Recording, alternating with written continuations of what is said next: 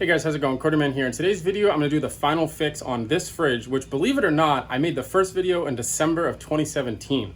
And this thing's still kicking, but since I made that, there's been some improvements as well as some things that I want to show you guys on how you can get the most life out of this. So let's get right into it. So as you can see here, this fridge is still very much working, and as you can see there, and then of course, if I go ahead and open it, it's obviously lit up. Of course, I can't show cold on camera, but you get the idea. You can see, things are still functioning. And we've had this fridge since 2012.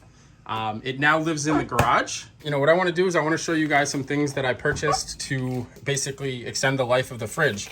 So occasionally one thing that'll happen is the temperature sensor will get a little weird, and it's behind this panel. I'm going to go into the details. So I went ahead and I grabbed another temperature sensor from Amazon. And then one of the most common responses I get is, this isn't a permanent fix. Well, here I am to tell you that we actually have had no water in this since I fixed it the first time.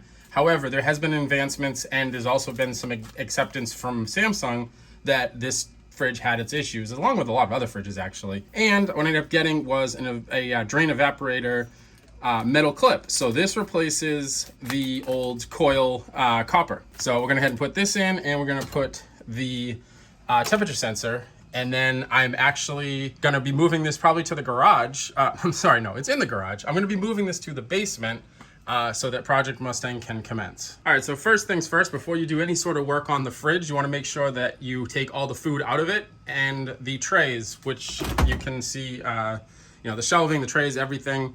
And then you want to go ahead and power it down, because you don't want to be working on a live circuit while you're messing with wires. All right, so there we go. It's all powered down. Now let's go ahead and, just like before, you want to take this back panel off. If you have any sort of ice, make sure that you don't pry it.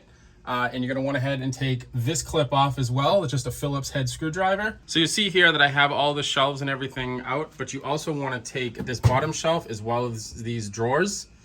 Because one of the pieces that you're going to be installing is actually going to be down below this. So in my last video, a bunch of people had questions on how to get this bottom shelf, and I wasn't really clear on it. So I want to be really super clear.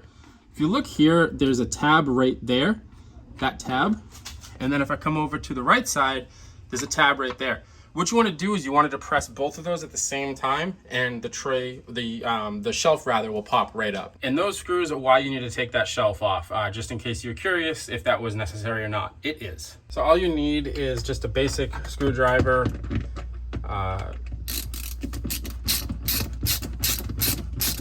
So in order to get this middle bar out, there's a screw here, and then there's actually a screw up under this cover. So use something soft, or maybe just a small flathead screwdriver, don't scratch it, and just pry this off, and you will expose the next screw. All right, now that the back panel is unscrewed, you have the metal bar out. All you want to do is take some sort of a pry tool, some sort of a nylon or plastic. Do not use metal here. And what you want to do is you want to go ahead and work around the edges, start in your corners, and slowly pry this back. If you feel any resistance, then get a hairdryer or just let this thaw. But pro tip, if you let this thaw, make sure you leave the doors open, otherwise you will introduce mold. So I was fortunate that this is not frozen, and you can see that I can get my hand under here. And what I want to do is I'm going to start to pull this apart, or pull this away rather, and I'm going to let it drop. Move slow so you don't disconnect the wire prematurely. That is right behind there. So what we want to do is turn this around and disconnect that wire. It should just be a simple plug. Unpop that, and then you can pull this back panel off. And here's the panel up in the air. There's the fan, and there is your wires that you need to disconnect, at least the blue and the white on the right side. The other one you obviously can leave, because that goes to this coil here. Okay, so before I go any further with those wires, I actually just have a box here to prop this up, and I'm actually going to install this drain clip first. And the reason for that is actually twofold. One, I can see it's here, and I might need to do a little bit of work on this fin here. It's a little bent, but also I feel like those plugs might be a little frozen or very cold. So I'm gonna wait, as I don't wanna break the plastic. So as far as the drain clip, all you do is you place it here, and you wanna place it over these two fins right there and there, and you wanna clip it on that black cable. you'll notice on mine, these are a little deformed. And this might be one of the reasons why this fridge has such trouble draining, or had in the past, when we used the ice maker. So what I'm gonna do is I'm gonna end up actually making it so that these are a little bit straighter, and then I can put this drain clip on. All right, so now I have the drain clip. You may need to massage these ends here, like that right over there, and this one here. Depends on how your fridge was built. I had to actually clip the ends off a little bit so it fit a little bit better. But that's now installed, so now let's go ahead and finish up the wiring. All right, the new sensor is in. You can see it plugged in there. This part here, I would not say is necessarily DIY. I almost had to cut it because it was so hard to get out. But if you move slowly, and if you use the product that I'm gonna put up on the screen right now, obviously verify that that's the one you need for your fridge. And you should be in good shape to put the fridge back together. All right, now putting it together, or back together rather, is really straightforward.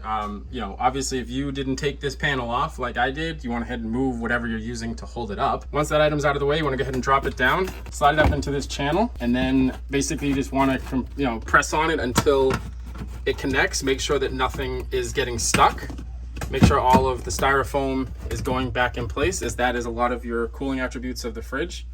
And then just put this metal plate back in and these screws. Last step, once that's done, is to put the shelves back in. But I'm gonna go ahead and put this stuff in here first, fire it up, make sure it all works, and close this out. All right, the back panel is on, as well as this bracket for the shelf. So let's go ahead and put the, actually, you know what? Let's take the tools out of the fridge. Get those out of the way. And let's get our extra parts out of the fridge. Go ahead and shut the fridge. I'll, you know what, actually I can just leave it running. And what I'll do is I'll actually put the camera in the fridge and go ahead and plug it back in and see what we get. And hopefully we get a fridge that runs. All right, well, looks like we're good there.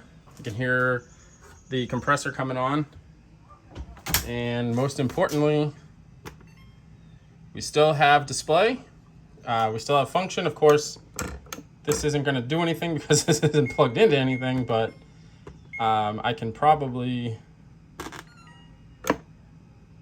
yeah, it's not going to do anything at all because there's nothing plugged in as far as water line. But there we go. Light is on. It is, I mean, I'm obviously not going to be able to tell it's getting cold that fast, but I'm going to go ahead and put the rest of the shelves in and then wrap this video up. All right, there we go. Everything is in place and all set. The fridge is definitely getting colder now. I can feel it. Obviously, again, I can't show it on camera, but everything is working. Go ahead and grab this tool out of the way. Everything is on. Like I said, I can see the temperature. Temperature should be good. They would have been good even with the sensor because, like I said, it kind of bounces around, and it hopefully it's not doing that anymore. And then we didn't do anything with the freezer, but we have the freezer here as well, which is still nice and cold. So I'm gonna keep an eye on this for just a little bit. Once again, these fridges are super easy to work on. You know, just basic hand tools. I mean, the biggest thing is something of a nylon or plastic variant. This is actually a trim removal tool for a car, and that just makes it so that you can take that back panel off. As always, I appreciate you guys checking out these videos. Hopefully this was helpful. Leave a comment below. Thank you so much to those who watched the first video. It's over 1 million views. And for me, what I really enjoy is people telling me that the video actually helped them. So if this video helped you, please leave a comment. If you're new here, please subscribe, and I'll catch you in the next video. Although usually I make videos on the Mustang. However, I tend to be fixing Samsung stuff more and more.